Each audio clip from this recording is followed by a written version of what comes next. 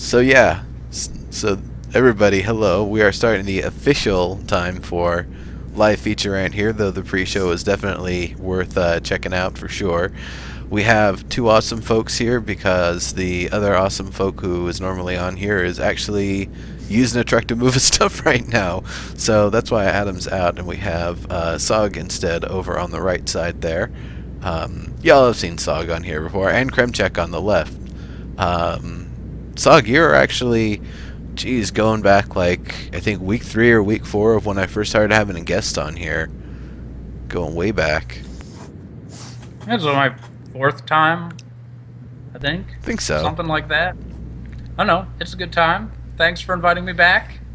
It's always good to have you on here. And of course, with, Theory Forge, we're always hanging out on Fridays anyway, so that's always a good place. So that's something to mention here real quick, everybody. If you're not familiar yet, and I'm pretty sure everyone in here is, I probably don't even mention. I'm seeing all the names in here. It's like, who hasn't actually been in the audience for Theory Forge? Fridays 5:30 to 7 Pacific. I don't know about that, Diggs. I think he said he didn't want to move to Florida. But anyway, Kremchek over on screen left here. Awesome dude.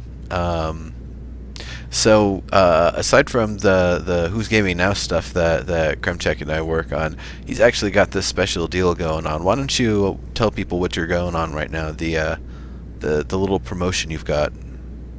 Yeah, so the promotion that I have going right now, I actually have two of them. The first one is my 100 viewer challenge. So if I get 100 viewers in my channel at the same time, then I will just buy somebody a game. I'll just do a raffle and buy someone a game, any game that you want. Probably like $70 max type of deal, but that covers all the AAA games and such, just as long as it's not some crazy collector's edition for some crazy thing out there. But other than that, I am doing a follower challenge. So if I get 2,000 followers by this Christmas, I will I will raffle off a ticket to either SOE Live or PAX Prime. And if I get 3,500 viewers by that time, then I will give you $100 when I meet you there. There you go. So yeah, he's actually going to be at these events as well, folks. And Yes. I'm also going to be at SOE Live. And Tsagh, are you planning to come back next year? That's my plan. Of course. Yeah, I'd love to go. It was a blast. I want to go back.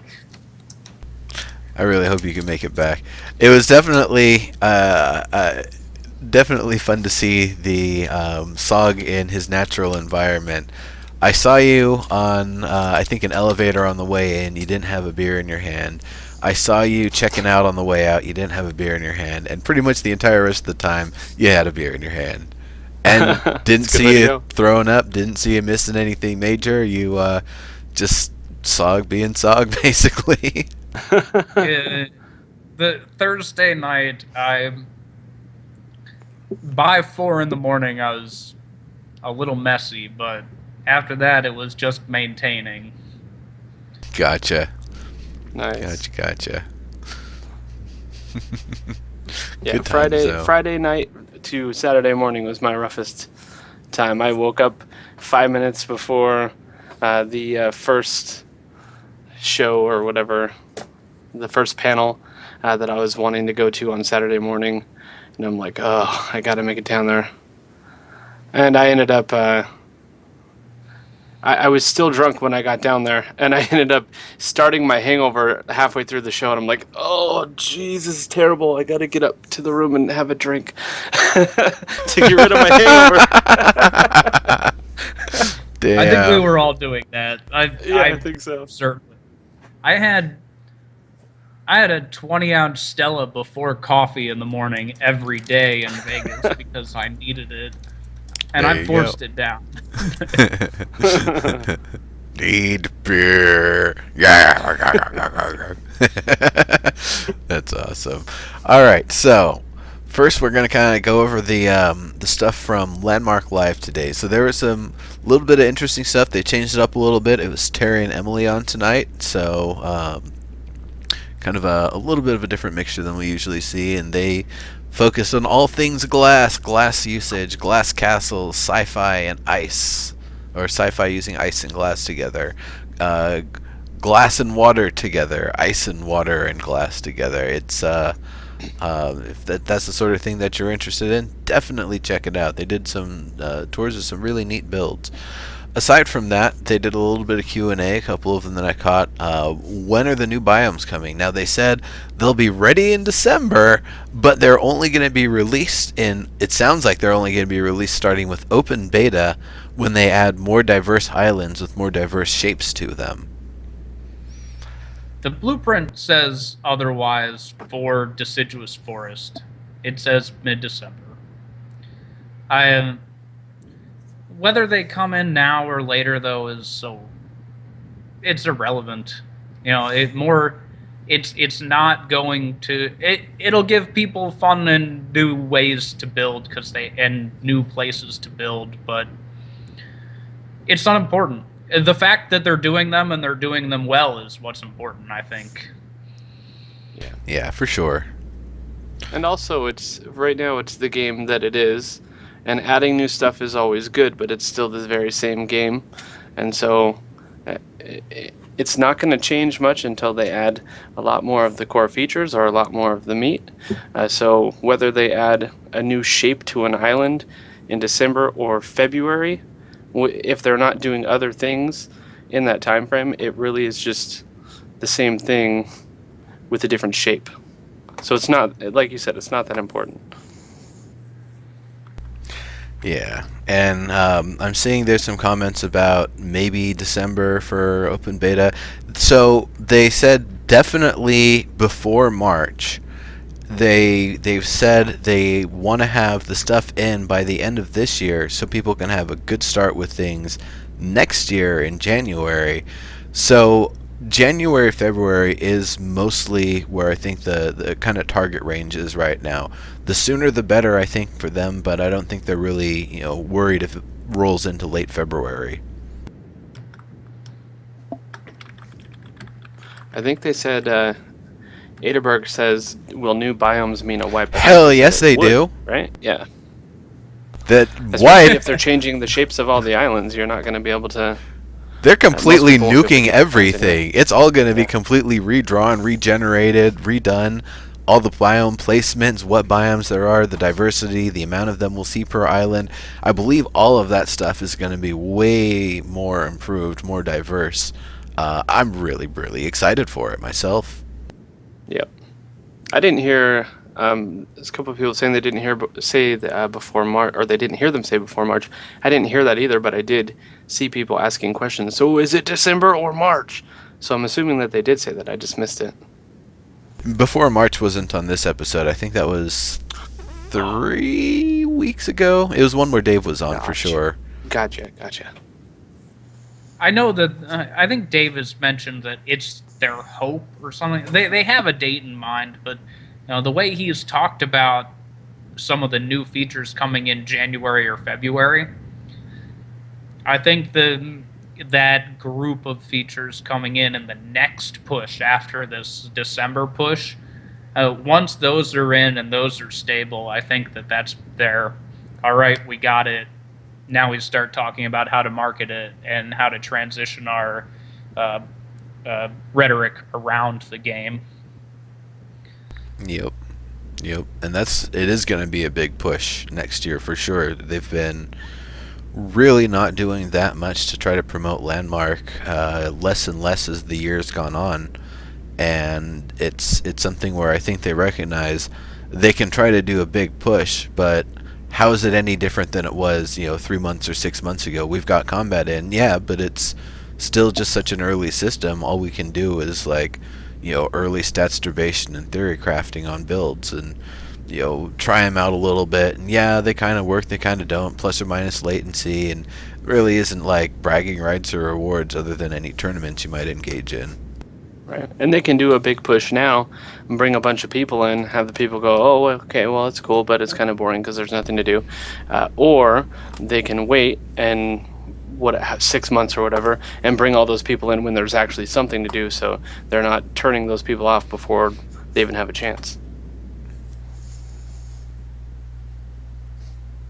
Yeah, so you might be right. I think it was more of a statement that they hope to have it before March, not so much like we will definitely have it before March. Yeah, but Dave has said that they have a date, but they're not letting it out. I don't know though. I think I even I don't know how much speculating on that matters. I don't know why. I don't know why the people that I see asking when open beta is ask when open beta is, because these are people I hear who are already in the game. Ask when you're going to get another feature. The fact that it's called open beta is likely not going to change your play experience, apart from, they will let you know ahead of time before everything gets wiped and you start over again. That date for me is not important. I bought a Trailblazer pack the day they were offered, not knowing at that time when alpha would be available. I committed on day one, and the changes don't matter. Okay, Dark Boo has an opinion on it. Okay, that's fine. That when EQN becomes the main focus, EQN, that's a funny subject, because it seems to fluctuate. Like, they're this far ahead. Wait, they're this far ahead. No, it's going to be, at this point in Landmark's lifetime. No, it's going to happen at this point in Landmark. It's such a weird sort of thing, and it makes discussions about it weird, because we know EverQuest Next is going to come, and we know they're eventually going to be, fully divergent products from one another, rather than one being, in many ways, the testing ground, the public testing ground. One of the big advantages with Landmark, I'm hoping, is that the netcode for EverQuest Next is going to be solid, so they're not going to have to spend 6 months to a year, preparing for everybody hammering the servers during a rallying call.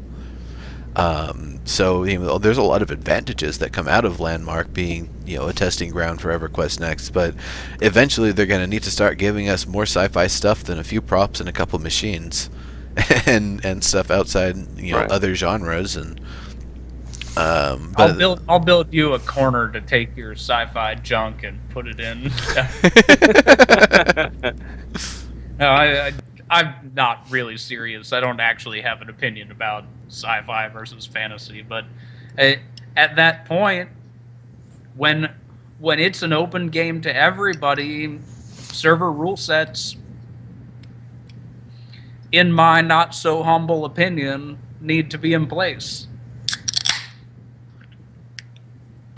I can agree with you there. It's great right now that you can build a sci-fi thing right next to a modern build right next to a fantasy thing, but to create mass appeal, having some kind of restriction and some sort of policing somewhere in there, long term, after the divergence, it'll need to be there.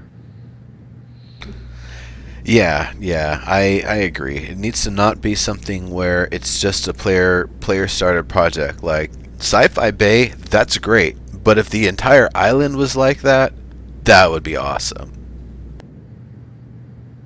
With a biome to support it. Yeah. I've actually thought about, like, what if they had something similar to a Zerg creep that we could put in, where we started on the edge of our claim, and it actually goes out into nature as far as it can, to be able to let us kind of, terraform with basically an alien sort of world. Or, other sorts of things. Maybe you do a Western generator and you got, like, tumbleweeds and cactus everywhere. I don't know. Ways to kind of affect the area around us, potentially, to liven things up and to do something to connect the regions between claims with something a little bit more meaningful than just the default terrain for the area.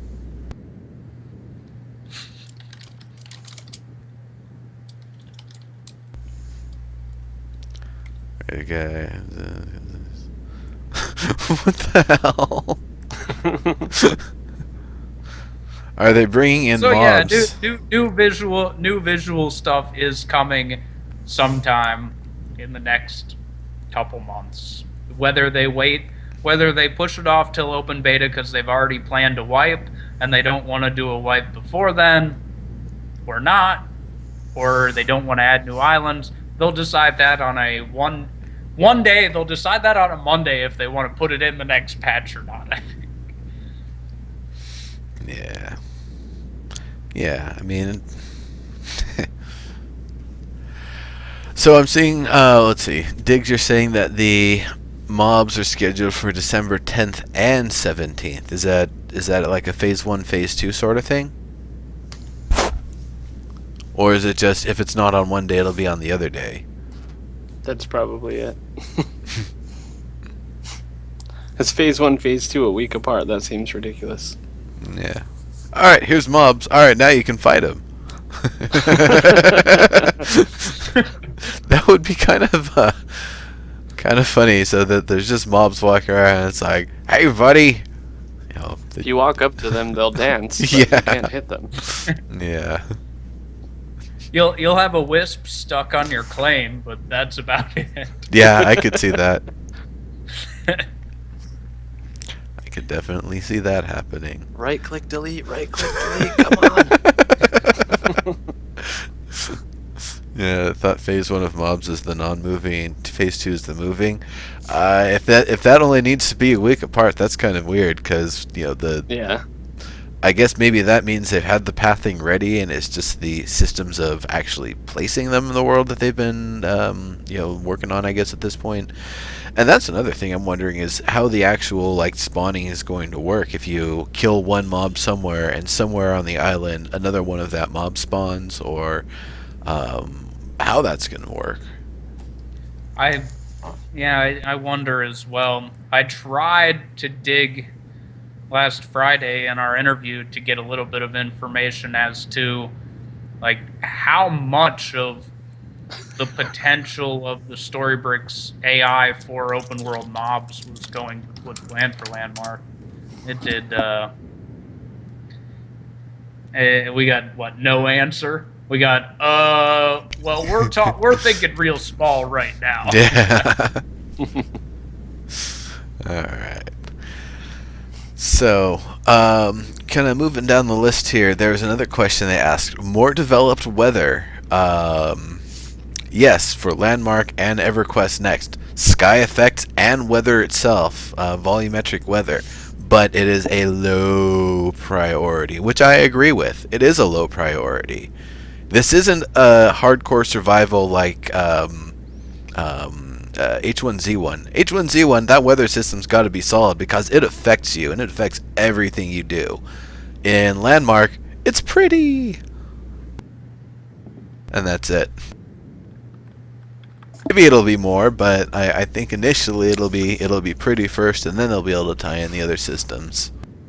Yeah, because they did talk about something where if it's raining, then anything lightning is better, and maybe fire is worse, and etc. But that's probably not going to be in phase 1 of new weather. But I don't want it to be raining on my claim. I have a saying, when it's raining, it's not raining everywhere in the world, just on you and everyone around you. But I'm not going to go into that. Yeah, no, it's when you talk about weather in Landmark, we already have people saying that they feel like they should be able to determine whether it's night or day on their claim at all times. Why did you make it snow on my claim? It covered up my flowers. Yeah, that's. But that's a valid complaint. I'm joking. Well, but if it's a purely creative experience, if that's what a claim is, if a claim is your purely creative canvas, that's a valid complaint. Then let us build a weather. It was supposed to be a living world. Well, And why should you be able to turn off snow if everything is snowy all around you and your claim looks completely clean? I That's agree stupid. with you, and that's what I would prefer. Yeah. But there are a lot of people who would not. It's a weather dominator. Just build one of those if you want it to be a constant winter wonderland. If you want it to be like, if you've got a giant snow globe build and you just want it to be snowing inside all the time, like, you know, build a machine for it or whatever, and it could still be something that other weather could counter. Like you've already got the snow going, and then a blizzard comes through, and just everything is just pure whiteout at that point. It's like, well, okay, it comes with the territory. Where's that damn machine? I got to turn it off now. I like the idea of having snow and weather and all that kind of stuff, only if you are able to physically, if it's a physical thing and not just a visual thing. Like, I want to have to trudge through snow and possibly dig out areas. Which, if there's snow and it's covering up your claim, there should be, or there could be a way to dig it out, and that just takes a little bit of work on your part. So, assuming that there's actually going to be true deposition of voxels, and it's not just going to be a texture change when it's snowing. Right. Which could definitely be the case, if they're even going to have that much with it. And that's the other thing, is we don't know when they put in the sky system and the weather system how much it's actually going to affect the ground and objects around in the world. I don't know where Tsagh went. I guess he's probably handling family stuff right now. Yeah, I think I heard some crying or screaming in the background. So I guess for the audience, real quick, the person to my left and the person to my right both have little ones that they might have to attend to every now and then. So mine is sneaking in and out of the room. I bet. Welcome back. Yeah, thanks. That was not the children's fault. It was a misunderstanding about how long I was going to be down here. I get you. So a whole party came to greet me. Nice. Whoops. Yeah, I've got a schedule posted on my door. People know when I'm busy. It's like, oh, nope, schedule. Nice. It helps. It also helps that they're all adults, so they'll, actually respect it. Yeah. Yeah. I have a little thing that says "Do not disturb" that I hit on the outside of my door, and my daughter's just wham! Hey, I need something. All right, hurry up. Just like a cat. Yeah. All right. Bust through the door. It can't be subtle or anything. So one little funny bit, and then we're gonna kind of move into the a little bit more of the meat of the main topic here. Klug was saying, or apparently his phrase is voxel abuse, when people are doing interesting things with like roaming vectors and stuff like that. And I'm saying, like, well, if you didn't want us doing that, you shouldn't have given us some roaming vectors. You give us the ability to stretch a voxel beyond the boundaries of its neighbor. Yeah, we're going to break that stuff. What do you think we're going to do? That's what we're supposed to do with the game. You've told us. Right, exactly. I think it's, I don't know, the whole voxel abuse thing makes me laugh. Makes it sound like we're doing something dirty. Yeah. Yeah, I think it's funny. But anyway, so Player Studio. So anybody in here, if you're a Player Studio creator, if you've thought about Player Studio, definitely, speak up, say something. It's a system that they promoted really heavily towards the start, and I don't know really how much. I don't really feel like they've been promoting it too much since then. The idea of Player Studio is great, but I feel like maybe the execution, or at least what they've got set up right now, is kind of faltering for Landmark. It's great for the rest of the games, but Landmark is starting to have what I'm starting to see is potentially some really serious issues with it. It's just all the little nitpicky things kind of compounding on one another. So let's kind of get this started here. I'm actually going to give you folks the link here to the Player Studio terms in case anybody wants to look up the legalese while we're talking here and tell me we're wrong or whatever. Tell us we're wrong, or point out other details. But here's kind of the main thing that really kind of bugs me is I want to really participate in the Player Studio system. I've already got my tax stuff taken care of. I already had that actually from last year because I was a Player Studio for PlanetSide 2.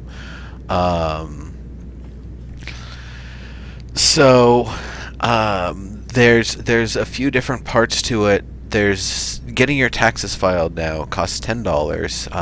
I'm guessing because they've opened up the service to more than just the United States, and there's probably, to handle the volume and handle all the different countries, that they're likely using a third-party service to handle all of that paperwork. And that's what the $10 is. It's just a service fee that instead of them paying it, we have to pay it. If you're really serious about Player Studio, you're going to pay the $10. Okay, that's fine, whatever. Now, on top of that, there's the 40-60 split. So you sell something, Sony takes 60% of the value, and you keep 40% of the value. Well, it's their system. They set up all the infrastructure and everything. That makes sense. But then on top of that, any purchases made while double station cash or triple station cash was still available, and they discontinued that last year, I believe. It actually devalued the value of your station cash. So I had actually gotten up to $180 worth of station cash from $60 worth of cards I got from SOE Live in 2012 that I cashed in on a 3X. That means all of that station cash that I had purchased was effectively worth 33 cents relative to $1 of normally purchased station cash. So when I buy something off Player Studio with that, instead of the person making $1.80, they only get 60 cents. So that chop, they stopped doing that discounted station cash sale, or the 2X and 3X thing, specifically because of Player Studio, but it's still an artifact of the system, and there's still devalued payments coming through for a lot of stuff. I think mine is still like maybe 95% the value of 1-for-1 USD. Now, on top of the split and that devaluing, there's also the listing fee. Okay, I can understand a listing fee for Landmark. You don't want to have just everybody throwing everything up there and just having it this giant mess of stuff. It costs a minimum of $1 to list something, no matter how small. If it's 5 props that are arranged in a really intricate way, if it's a mural that's only about 30 voxels or so big, but it looks really nice, it's still going to cost $1 to list, even if you're only charging 25 station cash for people to be able to buy it. Now, that wouldn't be such a big deal. $1 isn't really that steep, except for the fact that it only stays up for 30 days if nobody has purchased it, which means you've basically given money to SOE for no good reason, because the catalog, wasn't able to direct the right people to your product to be able to buy it. And because 30 days of that going on, it's no longer a valid item. You can relist it, but it costs 100, station cash again to relist the same item. I had thought that there wasn't a relisting fee. Initially, there was not a relisting fee, but they changed the system. They had the right to do that. I believe it is in Section 4 of the terms. And that basically means if you put something up and it isn't selling, and you aren't able to promote it in such a way that people do buy it, and you don't feel like going on an alt account and buying a copy of it and then making another alt account and then buying it again another 30 days until people actually start buying it regularly, you're going to have to list it again for $1. So it's kind of a ridiculous system. It essentially kind of all these little nitpicky things together kind of nickel and dimes the creative community.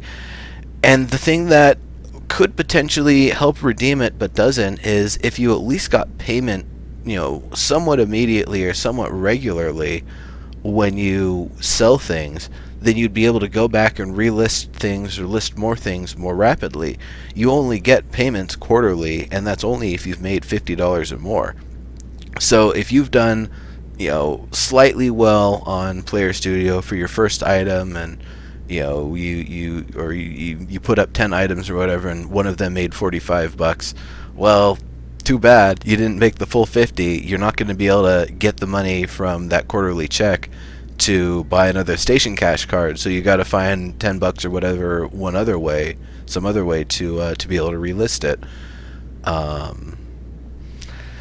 It's So is that you don't get anything unless you sell $50? You don't get any of your 45. It rolls over into the next pay period, but you don't get. They won't send you a check for anything less than $50. Gotcha. Wow. Tsagh, what were you going to say there? Metallical just said he just relisted an item and it didn't cost him money.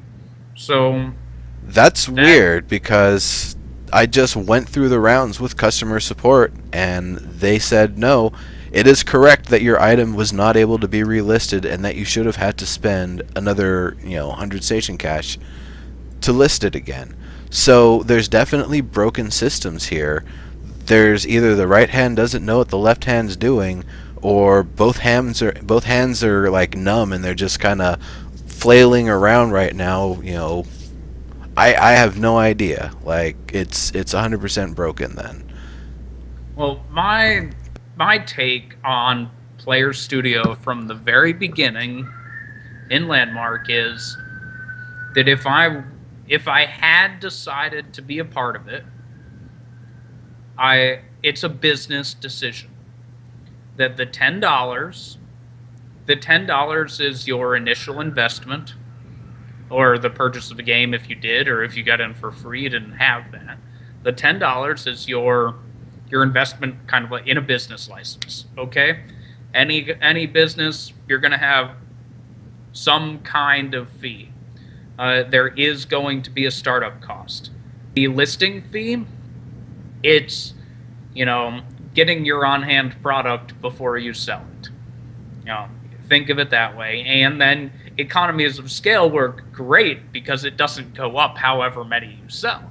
It's $1 for unlimited for listing. I don't think that those are bad values. I think that that's a pretty good deal.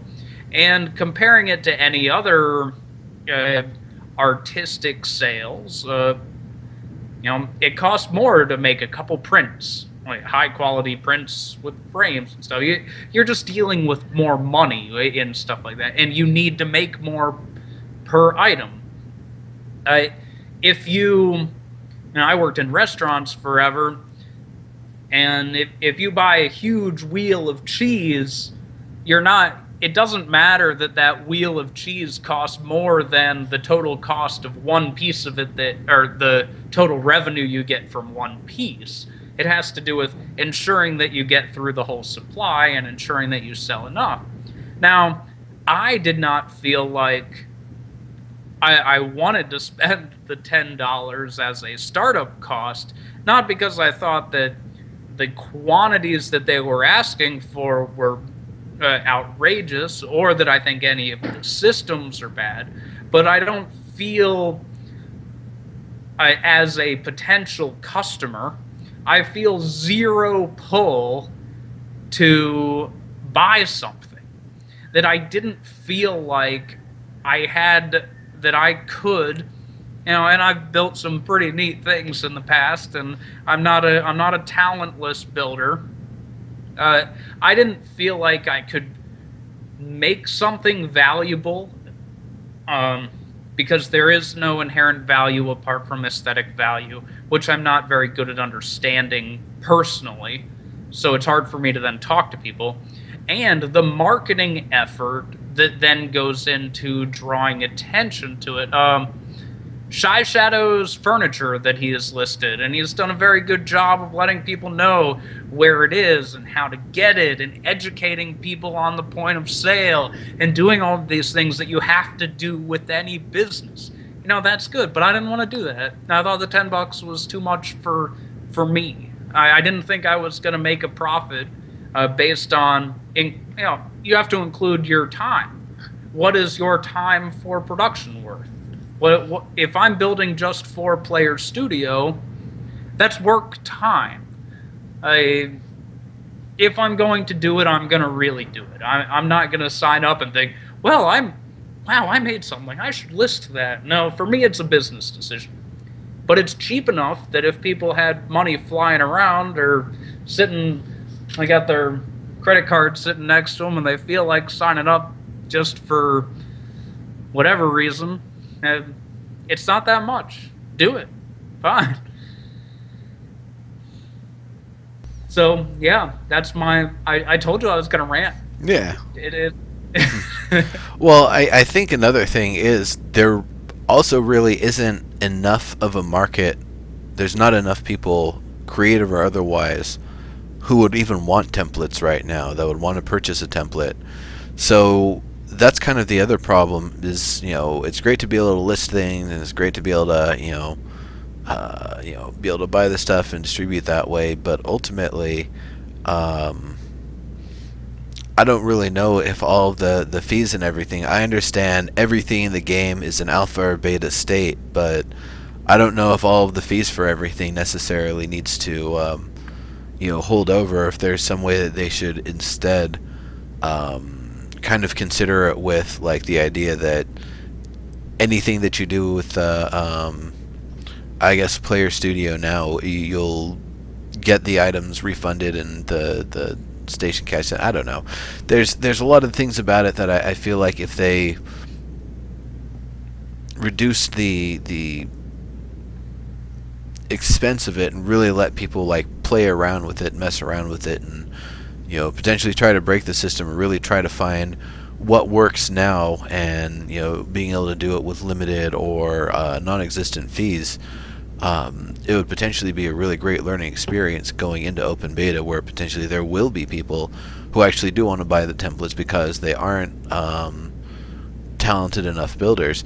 Now, there's still this other weird factor, and this is something that I've actually been kind of thinking about more recently.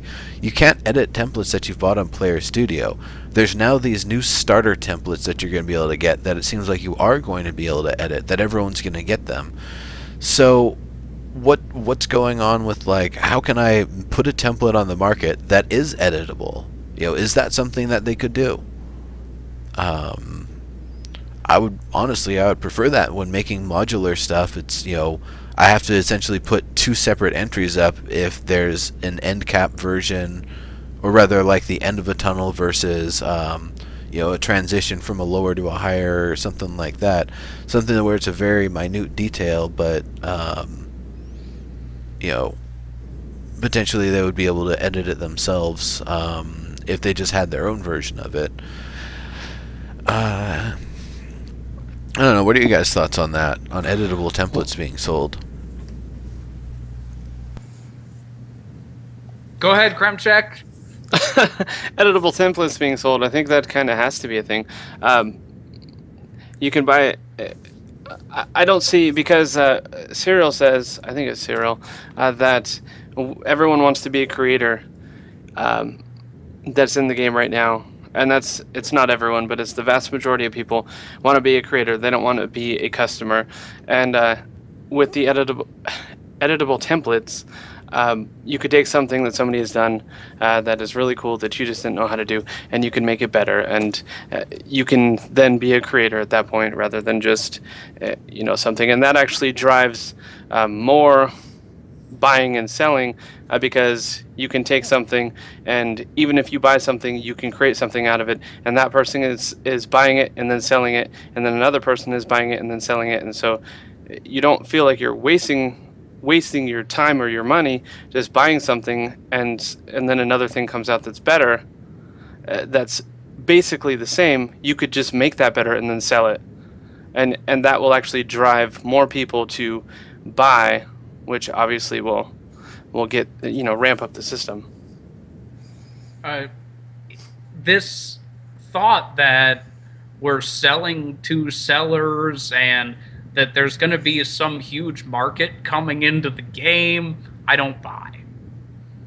I don't buy that idea at all, for one reason that I've been ranting about all week, and every place that I have access to rant, is that we have no information to suggest that open world players will have any need for a claim at all. That people that want to build on a claim are still going to be just people that want to build on a claim. That's not changing. There's not that we don't have.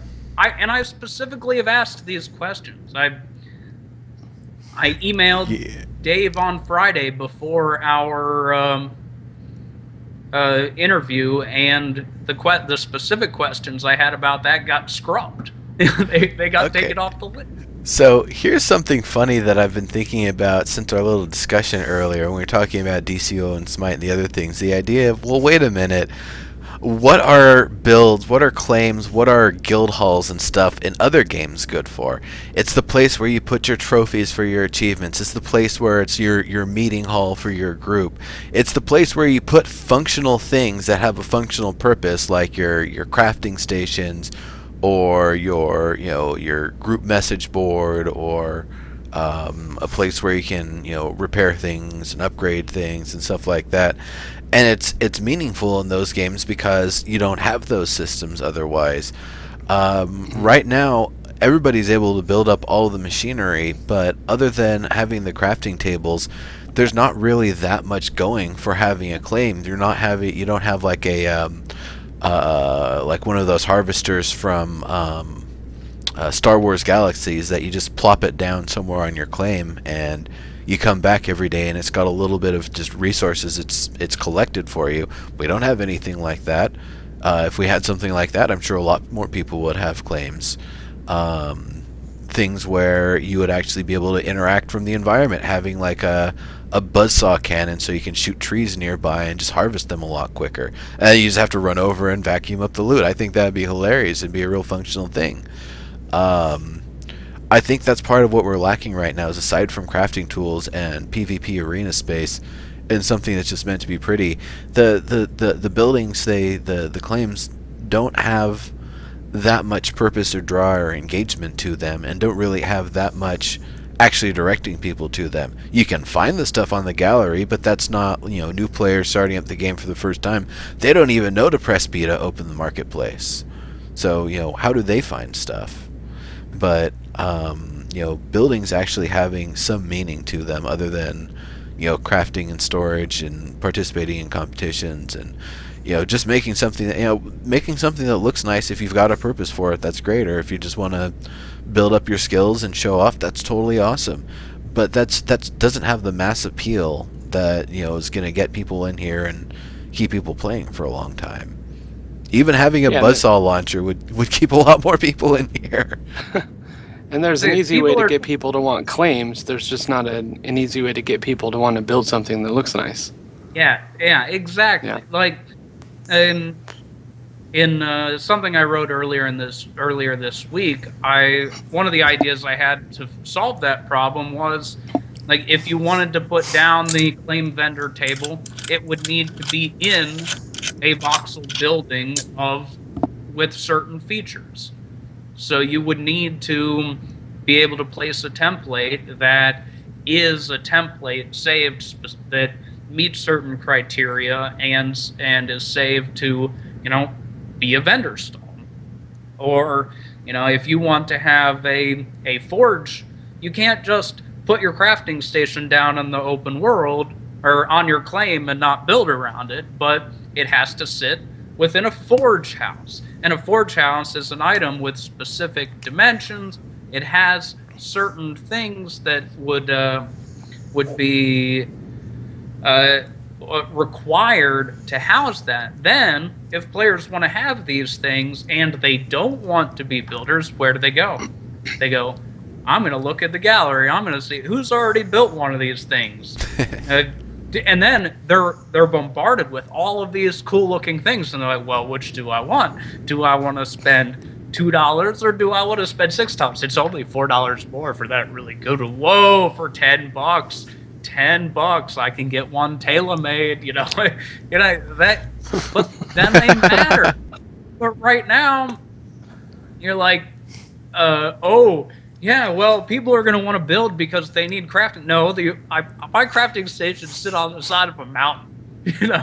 I have a chest sitting on a rock that I didn't place on my claim with stuff in it for people to take. Yeah. Adventurer, the builders can't give back to you in any way that we know of. Not to say that this won't happen, but I have to link this thing that I wrote, but Diggs asked where it was. It's on the website that I started last week. Yeah, Tsagh.tv, right? Yep. Good stuff, good stuff. That's really cool that you're starting. I didn't realize .tv sites cost like $40 to register rather than the normal $12. Did you have to pay $40 for that I one? didn't pay that much. Huh, that's ridiculous. Why would I pay that much? I don't know. I'll have to tell the person who paid $40 and tell them they got screwed. Pay that much. I will show you. I will help you get the TV. We'll talk about this later. Yeah. That looks really nice, Tsagh. Yeah, it's pretty cool. It's a really, really cool site. You can find all sorts of awesome stuff. His writings, the Theory Forge episodes, some pretty cool stuff going on over there. Definitely check it out and give it a bookmark. See, with Player Studio though, I don't think the amount of money and the rake and all of that is bad. I think that the fact that you're getting royalties at such a high percentage rate is awesome. 40%? Yeah, I think it's huge. I think it's great. I think the payout, if you can make something that you can sell, is good, even if you have to do $50 in a quarter. But if it's something, we want people who are going to, and people are going to do an awesome job. We want people who are easily making $50 a quarter, because they deserve to be making $50. They deserve to be making hundreds of dollars, thousands of dollars a quarter, as the people that we're buying things from. You know what game does have really good sales? PlanetSide 2, just the helmets. That one guy, Arctorn, his first paycheck of like over $15K or something. Just for helmets. He'd only learned Maya for about 3 months building up to that point. So, that's totally impressive. That is where Player Studio is going to excel the most. It isn't the in-game stuff. It's the props that people are going to be able to submit through the website system, get approval for. That the models, the props themselves, I believe is going to be a little bit too complex and too detailed to allow player verification. Maybe they would allow players to do some part of the verification process, but they would also need to improve the windows. Right now, when I get the reviews for templates, it's this teeny little window, and I'm looking at these teeny little screenshots like, I don't know what the hell's going on. They could have dick, balls, and ass written on there somewhere, and I can't even tell, even if it's not in the screenshots. I'm only able to thumbs up relative to the information I get, and it's very, very minimal. Being able to actually look around a prop that somebody's put in, or a voxel, or a voxel build, or whatever, be able to navigate around and know what it is, rather than just like, yeah, it doesn't look bad from here, I hope it's not bad. It's kind of sketchy. I wonder if people have actually hidden like dirty messages inside like the second voxel layer of a 3 voxel thick wall. There's no way you'd be able to find it unless you somehow poke your head in the wall. To do what in that layer? To put like dirty messages or imagery or something in there, because there's because a template that's being sold in that way, there's no way to break the voxels out unless you very, very, very carefully shear the voxel layer off through combat somehow. Or find a way to walk just close enough to the wall that it's redrawing the solid to air visual thing that we see. I don't even know what to call that. Well, it's redrawing the polygon display. Because the voxels exist, but it's not like it's solid. It's only drawing the outside of the solid. Yeah, basically. Yeah. Thankfully, because if it were drawing everything, imagine how slow the game would be. Oh, yeah. Well, that's actually one of the culling things they put in recently to help out with more of the voxel geometry and the caves and stuff, to cull more of that stuff that we just don't need to see. Speaking of things coming up, by the way, was there anything else? Are we good with Player Studio at this point? Did we? I don't know. We didn't have a whole lot more from chat. I think Metallica's right that, and we should be supportive of Player Studio and looking for ways to help make it work if we have better ideas, because we want these games to continue to make money so that they can be developed at a high level and we can keep playing them while choosing how much money we spend on them. To have a high quality game with truly optional monetization requires a system like Player Studio to be successful. Yeah, for sure.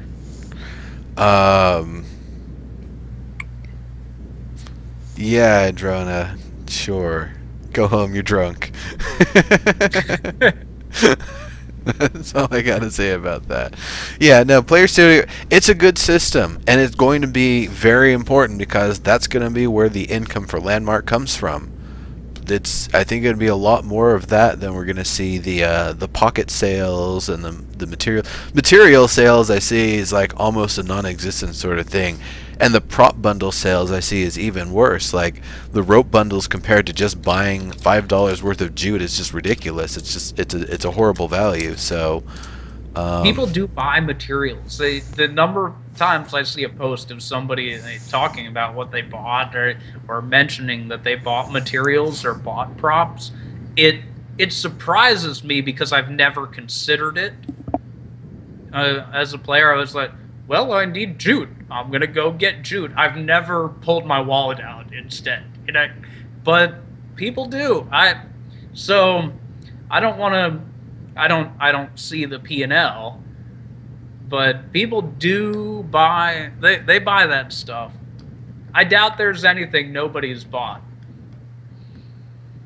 I had a guy soon after it came out, as we're in the closed beta and the big progression wipe. A guy working with some of the Layspring people and are real active back then bought thousands of rubicite and diamond and things like that were, on limited servers at the time and highly sought after and fought for. He's like, well, it's only $50 for me to get enough for everybody. We're like, cool. Great. But I don't even know. For him, it was very reasonable. Instead of, hoping that you were beating somebody to a diamond node. Beating somebody to a diamond? Are you kidding? I know exactly the time period that you're talking about. I would go out to the very oceany edges, even before there was water, and even after they added water, because I was still kind of overlapping that time period, and I would just go and dig up like 100,000 whatever in like 15 minutes or something. I'd just be digging it up like that. There was a brief period with some of the gems where when they were still only at the bottom of veins of other things, and we didn't have caves in yet, so we didn't have the sounders, so we couldn't seek them out. I pulverized. Yeah, pulverize and hope that you could see the end of the interestingly shaped ore veins and yeah, and steal the tip of it. Those ore veins looked horrible. We know who to blame now. We know who designs them. That was Darren? No, no. That's our friend Morgard. Oh! That's one of his landmark design tasks. Ah. They're much better now. All of the mining feels much better than it did then. I remember the old test that they did of the veins going all the way up to the skybox. That was awesome. Just these giant, like, worms of material all over the place. That was a while ago. I think that was in, like, January when they posted that. They really didn't want to give us that much material at once. Is this how I thought that's how it was gonna be at some point? That you fight for a while and then you'll find a vein and like you and like 10 of your buddies are mining it for like 15 minutes and you dig it all the way down to the next floor and then you get your asses eaten by some sort of giant worm or something. And it happens, you know. I'm sure there's going to be voxel eating worms. We can only hope. Hey, yeah. Any idea that we have, we can hope that it comes in. Yeah. So one thing that I've been hoping for a while that they've actually said this potentially going to be mostly fixed tomorrow is the teleport death bug. Now, mostly fixed. Now keep in mind, everybody, this is a bug that's been in the game ever since teleporting has existed in Landmark. It just didn't manifest until we actually had a health system. It's kind of a conundrum. Like, it's always happened, but we didn't have health before, so it just never mattered. Whoops. I've actually never died while teleporting. Oh, well, doesn't the sun shine out of your boots?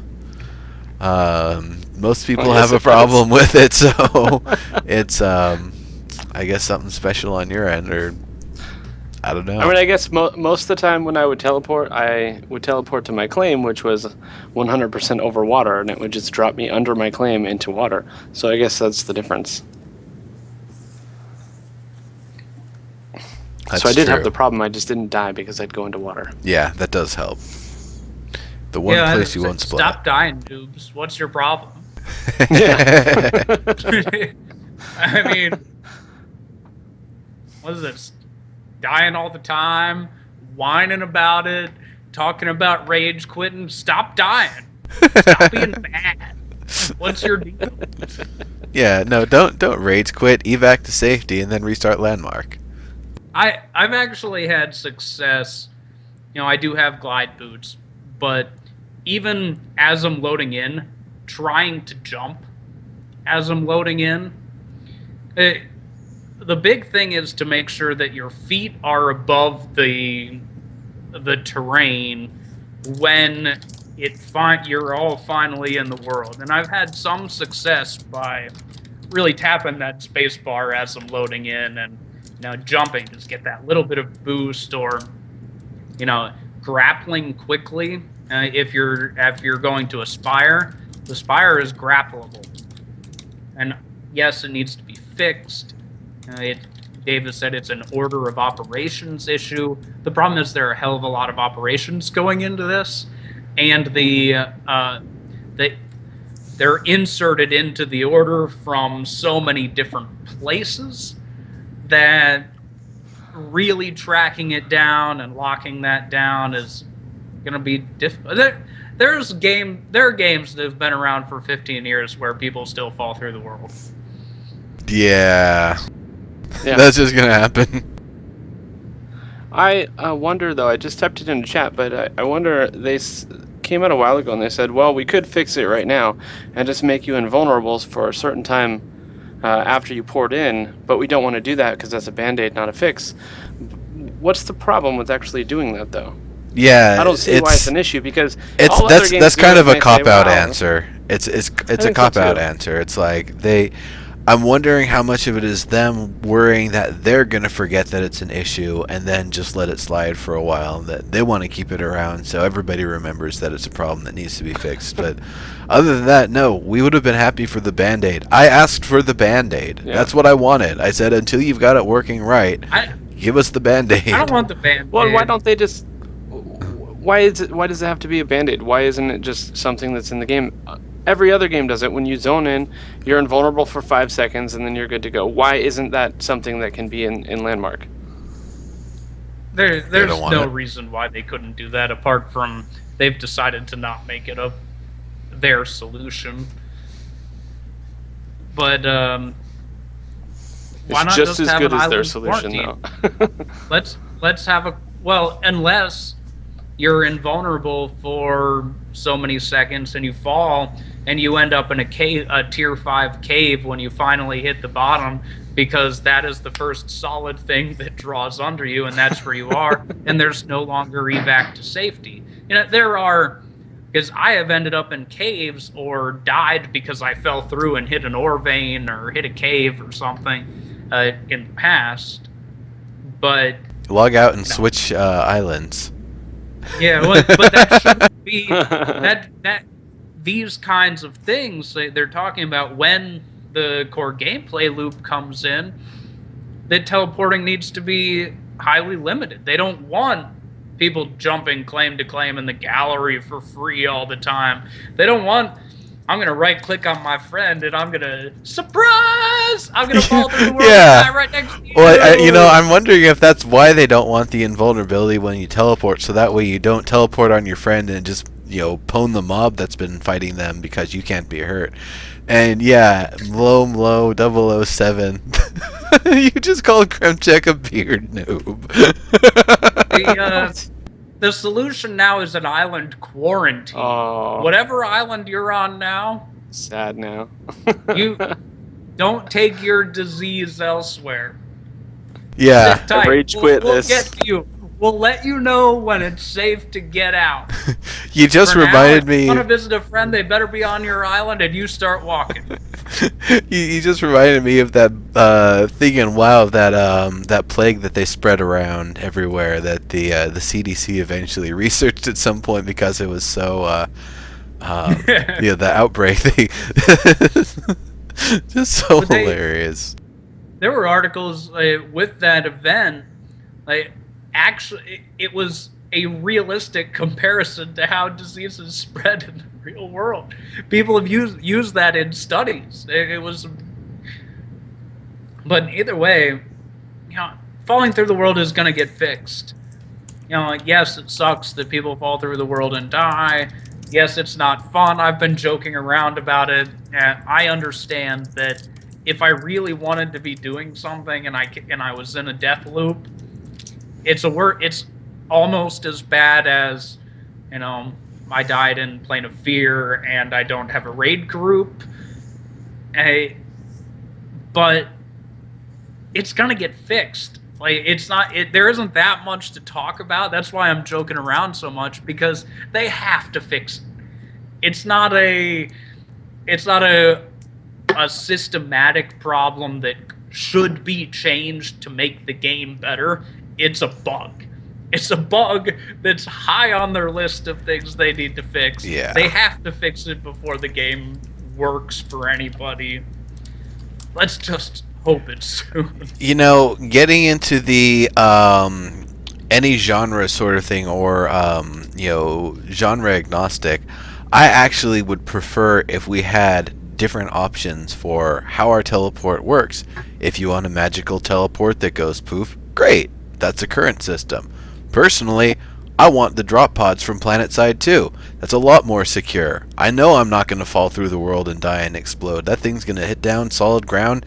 It might deform the voxels a little bit because it's actually a deformable world and look all cool and everything, and then I step out in heroic fashion and it's like, full health.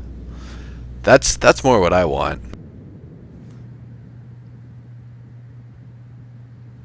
Yeah, I don't know. Silence. Hey, there should be a variety of, if they're really going to make all kinds of different things possible. That's the problem with a multi-genre agnostic game, that you have to give ridiculous options to people. But right now, we're seeing a lot of talk about genre agnostic things that you can do on a claim. But when it comes to what you do in the game, no, that's given to us. We are not, and there is speculation and there is some reason to believe that eventually we'll be able to make a difference, but we don't have the details right now. Like asking for another animation to set as your teleport animation, it's wonderful. You can do that in Project Spark right now if you were playing that game. You can set whatever emote or whatever kind of animation. You can create your own that you want your character to do when a spell that you create works. But that it's either a long time in the future or not on the books because it's still so far in the future they could nix it. I'd love it. I would love it too. I would love if I could open a portal where I can look through this portal and actually see the other island and walk onto solid ground, like opening a gate. I would love to open a gate. That would be cool. That would be pretty awesome. You know, for something and like not that, not a static picture of Orgrimmar or that you get in WoW. Right. So I can tell you how that could functionally work if they actually wanted to do that. It would be you start the effect. It's non-cancelable, screen obstructing, particles and awesome stuff goes on, and once the spell is finished being cast, you're basically in kind of a small shell that's an instance of where you were standing in the world with the portal in front of you that you have to go through, and it's actually on the other side. It's just nobody can go back through the portal. It's a one-way sort of thing, and as soon as you're through it, the portal collapses and that little pocket instance you're in disappears. It'd actually be probably technically not that difficult to do, and it would look really, really, really awesome. You could even do it with a group. You could have your buddies also in that little bubble, so one person puts it up and everybody walks through, and that'd actually make it more functional than the current crystal. Yeah, there's definitely potential for implementing it. Poof and redraw. That's what we got. We got our Star Trek, our Star Trek beaming animation, but I wish I actually had that beaming animation. It's one of these things though where what we have has really been that what we have now with teleporting is a band-aid. It's a band-aid for there being nothing to do in the real world. It's a band-aid for I don't know how to get to my friends, or it takes 15 minutes to walk from my place to the Spire and from the Spire to their place, and it's going away. Isn't that what we wanted to begin with? Well, it's something that took a little bit of time. It depends on how it's implemented, but my point is just that we still just have the shell. So we don't know if it is going to be really cool. We don't know if, runes are going to come down from the sky and suck us into the air, and people are going to be watched from miles away. That would be awesome. There's a nuclear explosion that we disappear into, and then we appear and leave a crater on another island. And there are... Yes, I'm a Band-Aid, Jane. I'm a Band-Aid. But we just don't. I'm assuming that we have temporary animations because we have a system that we've been told was, well, we're going to give you this to you now because, well, there's nothing in between your travel route that matters, so you might as well not have to travel. That's true. Yeah, for me, like the main two things that I use the teleporting system for is when I'm doing tours on content and creations, or I'm going back and forth between my claims because I have my main and my alts builds close enough to each other that I can just do that. It's convenient. And it's kind of silly that I do that too, but whatever, it's how the mechanic works. Yeah, we should only have launchers. That's it. I love my or launchers. Flingers, which I get them confused all the time. Yeah. Whichever one can send you really far, really fast. Yeah, I'd love to have a field deployable version. You put it down, it's there for 15 seconds, and you just use it to get a leap to go wherever you're going. Consumable goblin engineering contraption. The gnome cannon. The jump spell from the beginning of, I think it was Morrowind, where you find you hear some guy screaming, you hear a splat, you find some wizard who's got these 3 scrolls, and he's talking about this spell. He's learning about temporary flight, and basically the way it works, it's hilarious. You use the item, and if you don't immediately jump using that effect, it'll expire before you land on the other side, and you splat to your death. But if you do use it immediately, you go super far. It's basically the hilarious human catapult effect going on. You see all the terrain in the distance, and it might make your computer chug, and it's this big, beautiful, hilarious thing, and you can actually use it functionally in some parts of the game too. Yeah. I was doing some of that stuff with Portivar and Landmark, and it would take a while from where we landed from the flingers for the world to finish drawing the high detailed textures. It was blocky for quite a while. Yeah.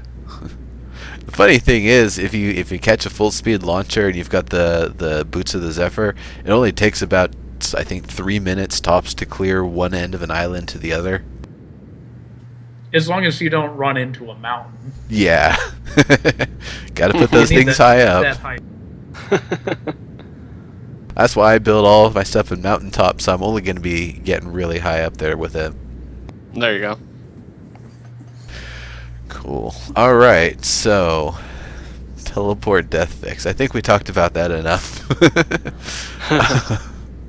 So the team-ups, the ruins team-up, the community caverns ruins team-up thing. So this is a very interesting new contest that they've added.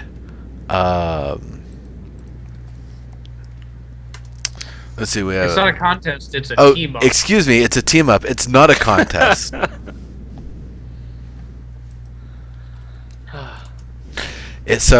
Basically the way it works, they've said way back in the beginning, and you guys are going to be able to design dungeons and stuff, and we'll be able to procedurally insert them into the ground as ruins and things for people to find, and it's going to be totally awesome. You guys are going to be making the content for our game. Yeah, go everybody, dev team. And now we're finally starting to get the very first version of it here. So I'm excited for that. However, other than the fact that it's not having to build to a specific purpose, or having some of the same considerations we've had with the previous of the actual contests, it's just a for fun sort of thing. Tsagh, what are your thoughts on it here? Because I know you got a chance to look at it a little. I think one, it is for fun. I think there's potential for it to be fun. I don't know how. I don't know that the name Team Up is quite right. And I was under the impression from Dave on Twitter yesterday that something special was going to be announced. I think it's cool. I like the idea of them saying, look, we really need something specific, and these are the dimensions that we need it to be. That's something that's been lacking in the workshop and the foundation projects. I think it would be great if Dark Elf had a scale in mind, that if we knew what size to make a door and a play space already would have been great. I think it's less. I hate that the way they're going to announce it is they're going to say, these are the winners from the team up. When really, they should just say, hey, look, this is something that we put together. Now, this is how I hope they do it. This is something that we put together from all of our submissions. This is something that could really show up with the stuff that came in, instead of doing this like unveiling of like all these people biting their nails. Like, are they gonna pick? Are they gonna pick my hallway? Are they gonna pick mine? And I hate that part of competition in general. Here's what I hope that they do is have it as an ongoing thing. They might. I haven't really looked over the terms of it to see what the timing is, but doing it is something where if your stuff doesn't get picked this time, we aren't going to point out the best and brightest features of the stuff that won. You have to go find that stuff in the world now that it's going to go in the game, and we don't want to reveal the secrets of it. Instead, the stuff that didn't get in, I don't want to use the word win, the stuff that wasn't accepted as content this time around, that's the stuff that they actually give the feedback on. That that's where we get the feedback from the developers. So we can then go through and modify the build so that they can get in with the next round, and have it be an iterative process, not to let the cream rise to the top and only accept, but instead the good stuff that's already in, the stuff that's got potential, will help that get through, and the stuff that's absolute crap, we just won't talk about it, and the person who built it will be able to learn from seeing our analysis of stuff. So honestly, I'd prefer that to be the way to go. It'd be something that we constantly are working on here. Krem, what are your thoughts on it? On the just the contest in general and the way they're running it here? I was indifferent. I was very indifferent to it, just because. I mean, they're acting like it's some new big thing that now we're going to be help building, but that's what we have been supposed to be doing the whole time. And I get that they're giving us dimensions and stuff, which is good, and they probably should have been doing that the whole time. But having some huge, like, now we're doing team ups, yay! Well, that's what we've been doing. There's one thing I really want them to do with it, and this is the thing that would make it the most satisfying, the most redeeming for me as a builder, as a content creator, is that when people are playing in the instant space that I've created, the label on the space or something about it directs them back to me, directs them back to, Neurotoxin created this. That, I think, is the biggest feature of it, as a way for the creative community to make things that other players in the game world will be able to access and learn about the builders from. Be like, oh wow, this place is so cool, I want to check out other stuff this person made. I'm sure what Shatari and gosh, I can't. It's not Lisk. Is it Lisk who works with Shatari on the sci-fi stuff? There's a lot of awesome builders that work on the sci-fi stuff, and I don't mean to point out one person when there's a whole lot of amazing stuff out there. But I'm sure whatever Shatari would be putting in would be an amazing dungeon, and I'm sure it'd be like totally sci-fi themed and absolutely kick-ass, and I would really be enjoying playing in there, and I'm sure most folks would if it doesn't affect their frames. I would not. Yeah. I would not enjoy that kind of label, because the fact that it's part of there and that you've made an impact on the world should be enough. I loved your idea about, keeping it this ongoing process of, hey, why don't you tweak it a little bit and come back, and really trying to get things in and having a feedback process instead of this, let's go out of our way to highlight winners and not highlight everyone else who is a loser, or I don't know. I don't like contests like that. I don't like the way they feel. It's like, it feels like I remember exactly where they say, now we're going to give the award for, and you think, you know what, that could be me. And then they say, it's Kremchek. I'm like, yeah, Kremchek probably did, but for a second, I was hyped up that it could have been me. And now, even though I should be happy for him, I'm feeling disappointed. No. That's funny, because I was just about to make a comment about being the non-talented builder that I am. But I win all the contests, yay! No, but just another thing about the contests. They have the contest to get your stuff into the game, to get your stuff into Landmark or EQN, which it seems like to me that the same 1 to 5% of people probably are getting, are winning over and over, or at least a large number of the people have won a number of times, or getting a number of their submissions in. I'm not a talented builder to that point. I can make something functional, but not something pretty. So basically, it doesn't matter for me, but those people that are right on the cusp, that are making really nice things, but it's not quite the highest quality of things, the people that are in the 5 to 10% that aren't actually winning these contests, they're really, really good builders, but they're not getting showcased because they're not in the top 5%. And this whole thing about, we have 1,000, 10,000 devs that are building all these things for the new game, but really only 1 to 5% of the people are building the game, while everyone else is just playing for fun with the guys that we're helping. Yeah, I think that I don't like the contest feeling. Like dubious contest says, people that are best win the most. It makes sense. Okay, fine. Right. I agree with that. Like when I said it earlier, I was in a PvP match with Michael Flatley last night, and I'm pretty sure he killed me 10 times to every 1 time or 2 times I killed him. That's because he is better and he killed me, right? I was joining in the little battle and he was better than me.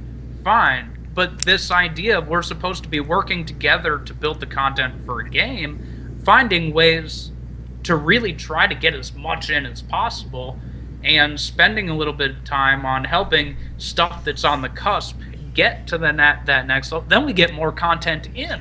Yeah. Oh, why don't we put a little bit more time into these people that really, really want to help, and give them that little bit more. And I know on the workshop show they give feedback, but finding ways that, and there doesn't need to be a huge unveiling. I would love for the unveiling to be when the game comes out.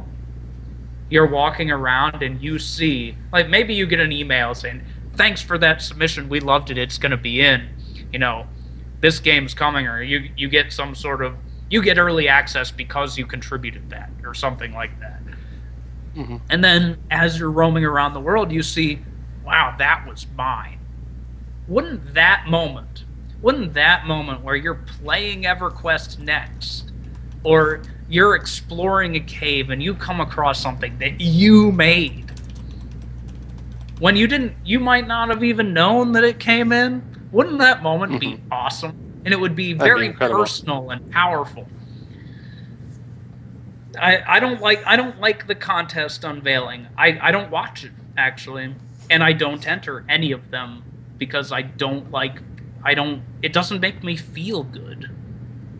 And I remember how you felt about it with the Landmarks of Landmark. Every time they showed more of the winners, it felt like I lost again. Like every time you show more and I don't win, I feel like just another opportunity to lose, and that's definitely no way to have the builders feel about the stuff. Right. And I said even then when I was explaining that feeling that, yeah, I know it's me, and I know that not everybody feels that way. It may just be that I'm the kind of person who's susceptible to feeling that way, but I felt like I lost every time. I felt like I lost every day. Every day, a new list of winners. We got 5 more winners for you, but it's not you. It's not you, Tsagh. You're sucked. You can't move on because we have one more. We have one more winner. That could be you, but just wait till tomorrow and we're gonna... So it did not feel good to me. That's why I don't participate in any of it. I won't touch it.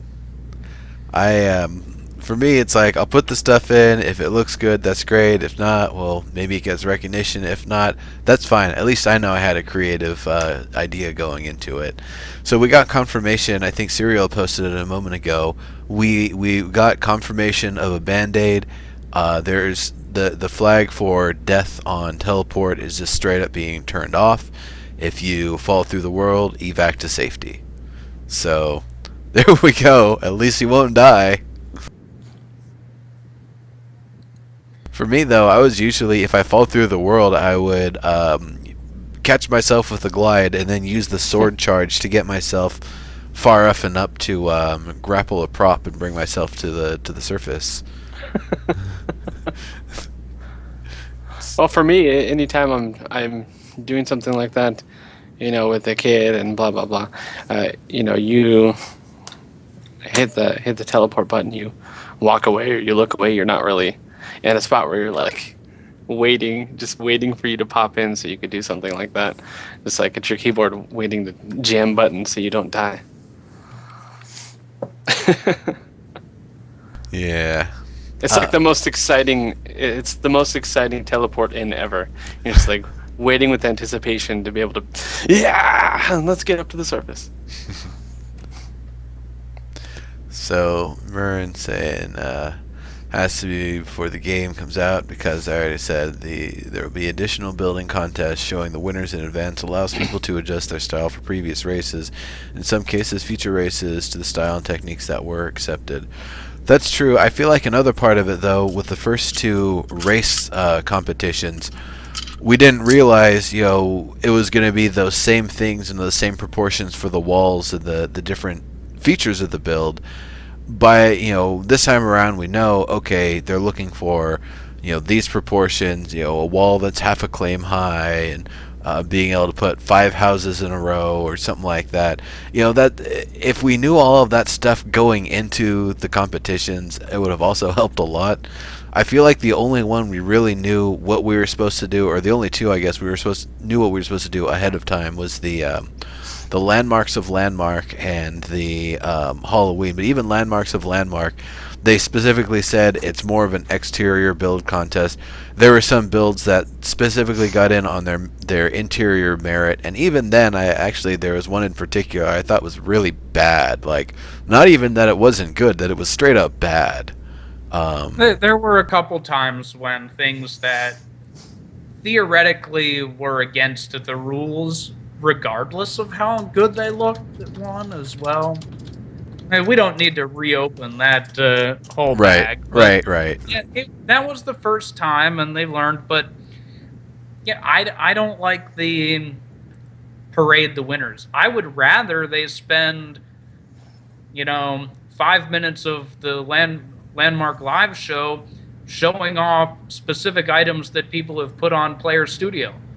Oh, that'd be great. I would rather, because I understand that it's promoting the point of sale. It's not this like weird who's good, who's bad. If it's promoting the point of sale, go do it. That's your job. 5 minutes. Don't tell me who made the best of something. For a build competition, say, look, these are some things that were submitted to Player Studio this week. Click, click, click, click, click. A name pops up. You see a picture of an item and a name you can search by. Click, click, click. You could probably even go through 100 in a couple minutes, just showing them long enough to get people interested. Well, all you get are screenshots anyway. Yeah. Yeah, so, no, that would definitely make sense. Just go through real quick, give people a few seconds to see what it is and make a comment or something in chat, and then move on. 5 seconds is really enough to be able to see. Maybe if it's super detailed and super complex, maybe as many as 15 seconds, but you can really go through a lot of entries. That's a fantastic idea. They could do that on Landmark Live and Workshop, honestly. Do a completely different set. Landmark Live do stuff that's not contest specific, and Workshop do stuff that is. I think that would be fantastic. The glass showcase, Diggs, that was interesting. I thought it was kind of neat that they showed some of this stuff, but at the same time it's like, well, maybe because I've been touring Landmark since Alpha, but it wasn't really anything new to me, honestly. My favorite one was the snow globe one, where there was a bunch of different globes with the scenes inside of them. That one was really cool, and I hadn't seen anything like that. Otherwise, I was just like, there's just regular builds with glass for the most part. Yeah. I follow enough of all you people on Twitter that I see plenty of screenshots of Landmark. I've already seen screenshots of all of these places, and I have even visited a couple of them by going into the game and seeing them. You know, it's pretty cool. You know, Rogue Comet's globes were good. Bob Dobbs stuff is, neat to look at. But when I look at it, I'm still like, I'm looking at a landmark build. Cool. Good job, guys. It looks good. Yeah. I get nothing out of I don't want to say anything personally insulting to the nice people who are doing Landmark Live today. But it didn't But to do me, much I was for you. bored out of my mind looking at good stuff that I just already seen. I can go look at that. I could do that later if I want. I don't need it. I was honestly working on stuff while they were doing it. It's like, oh, well, that's great. I look over every now and then and see, oh yeah, that's right. But I was mostly actually working through that time and, some of the show setup stuff and some other stuff. So, I'd seen a lot of the stuff before. And like I said, it's a lot of the stuff they were highlighting was stuff that, I've been around in Landmark for a little bit here, you see. So the last little topic I wanted to talk about here before we move on, the larger human. So basically putting, Darren McPherson or whatever, the Brute Squad as they called him, putting a larger character, larger body size as an option. But from that, I wasn't quite sure. Were they talking about, like, create your character, pick the size, and that's what they are? Or were they talking about, like, that is a potential option for aesthetics or otherwise that you can select for? Because it kind of seemed like they were talking about, that being tied to character creation, and that seemed a little weird to me. I'm sorry, I was looking at something on the other monitor. When did Darren say this? No, Darren didn't. They were saying Darren's the Brute Squad. On No. today? Yeah, yeah. During Landmark Live, they were saying that larger humans are going to be coming in, bigger and burlier. They're going to be taller. They're going to be, I guess, a bit wider. But I don't. It didn't sound like they specified if it was going to be character creation. Murren's saying, believe it's a character creation option. So is that going to mean we're going to start having alts in the game? People wanting to be able to try the different sizes. Are we going to have two accounts, or are we going to be able to create a separate character, or is it a switch on the fly, or change at login? How's that going to work?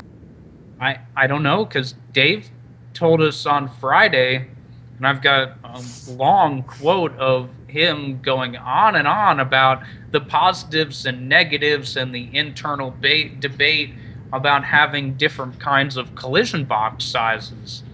So, what's the point of having a bigger character model if your arms go through the door frame? None. Mm-hmm. Right.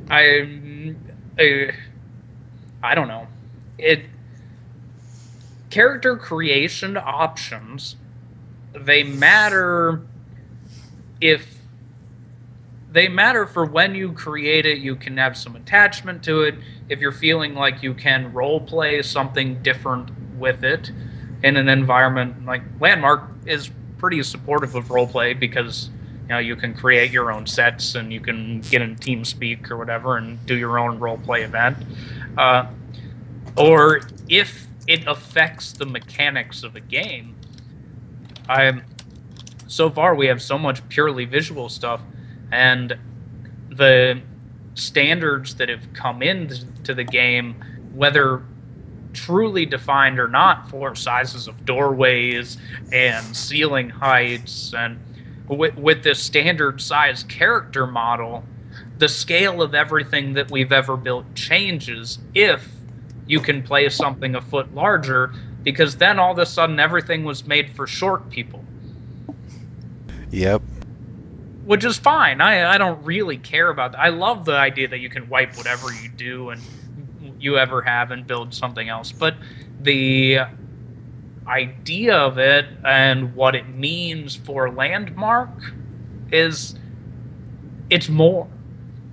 If it's, Diggs is talking about testing for EverQuest Next, and this is a common theme recently that everything in Landmark should be focused around testing for EverQuest Next. I'm very much happy with that if it's talked about that way. You say, we're putting these in because we need to see what it's like for larger races for EverQuest Next. Cool. Or we're putting this in because we feel like it adds to the experience of Landmark. Yeah. Just let me know. I don't mind anything being added saying, we just need to test this for EverQuest Next, but it's coming right out of Landmark. Fine. Perfect. I'll test. Tell me what to test. I would be part of a test server if that was all we had. If it got wiped every single week and all I had to do was test one mechanic that week, I would do that. I would still be involved. There you go. That could be an interesting thing to do. That would almost be better in a way, because at least you're testing something different. You're doing something different or trying to break something different or whatever every single week. Focus testing is definitely a lot more effective than dumping a crate full of lemmings into something and having them do something with it. I don't know, a sandbox and dig around in it, cliffs to fall off of, whatever. You know, actually giving us some direction with the stuff that they want us to really focus on hammering would probably be able to help out a lot, assuming that the stuff that us players are doing is actually, you know, really helping them in meaningful ways with them fixing and doing stuff on their end, or if they're getting enough data already that they don't, you know, need people to do that focus stuff, or really, you know, what the deal is. I feel like a lot of things seem to slip through the cracks, or, you know, go a long way before they get addressed. So I'm wondering if that is the sort of thing where they'd be able to leverage the community to really stomp out specific issues in a short period of time. And by leverage community, that doesn't mean convince 30 of your friends to spam the same thing in Landmark Live, because that's not polite or nice to anybody. No. Leverage the community. Yeah, no, it's kind of a weird thing. You know, let's not get it. Nobody else has to say anything about that, but that's what I was thinking. Leverage the community. I just we can talk about that subject a little bit more on Friday, I think. Speaking of which, by the way, Friday is Theory Forge again, as it always is. So definitely be ready to tune in at 5:30 p.m. Pacific time on. I think it's back on my channel this week. Either that or it's on Viz Gaming. But definitely be on the lookout for that. Should be a good time. Hopefully. Sometimes we get a little drunk in there, you see. No, it should be a pretty interesting episode. And then aside from that, content and creations on Sunday, and come back again next week for more of this action and Dead Feature Rant. And since I've already kind of started the wrap-up process, I'm just going to pass it along then to Tsagh, and why don't you kind of promote what you're up to here? I just spent like 6 months streaming too much, and I'm happy to be focusing more on, you know, enjoying being a more active and vocal part of the Landmark community, and getting involved in some other another alpha state game, the Repopulation. I've decided to back, and pretty excited about some of the things coming with that. I started building a website, tsagh.tv, Tsagh. That's how you spell my name. Where I'm writing various articles, all editorial and opinion driven. You could access just about anything that I do from there. And thanks for listening to me rant with neurotoxin today. We got to have you on more frequently, like once every 10 episodes on average. That ain't enough. We need more Tsagh action on here. You're definitely somebody who's got a really strong idea of what's going on with the game, and never ever afraid to give your direct and honest opinion, which I really appreciate. Thank you. It's always very good to not have to bullshit around a subject and actually be able to talk about it. Good stuff. And Kremchek, why don't you let people know what you're up to here, and then after that we're going to get to our raid target. Yeah, so unlike Tsagh, I'm going to spend the next 6 months streaming too much. So that's what I'll be doing. Catch me on Twitch, Kremchek, of course. Twitter at Kremchek21. And we'll be having a lot of fun there. Like I mentioned at the beginning of the show, if I get 100 viewers in chat, I'll be giving away a game of your choice, 2,000 viewers by Christmas, and we'll be doing some...